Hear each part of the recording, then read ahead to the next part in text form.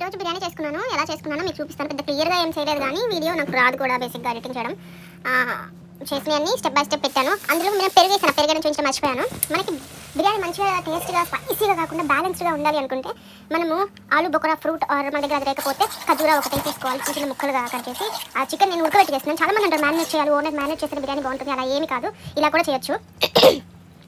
నేను 30 minutes లో ఫ్లేమ్లో ఉడికించాను. బిర్యానీ మాత్రం టేస్ట్ సూపర్గా వచ్చింది. నా ఫోన్ అంత క్లారిటీ రాలేదు కానీ మంచి కలర్ వచ్చింది. టేస్ట్ కూడా సూపర్గా ఉంది. మీరు కూడా ట్రై చేయండి. బట్ మెయిన్ ఇంగ్రీడియంట్ ఏంటంటే ఇందులో మనం ఇంట్లో చేసుకునే మసాలానే. చాలామంది బిర్యానీ మసాలా అని చెప్పేసి బయట కొనుక్కుంటారు. అట్లా కాదు, మనం ఇంట్లో చేసుకోవాలి బిర్యానీ మసాలా. అది నేను చూపించినట్టు మరి మెత్తగా మిక్స్ చేసుకోకుండా నార్మల్గా మిక్స్ చేయండి.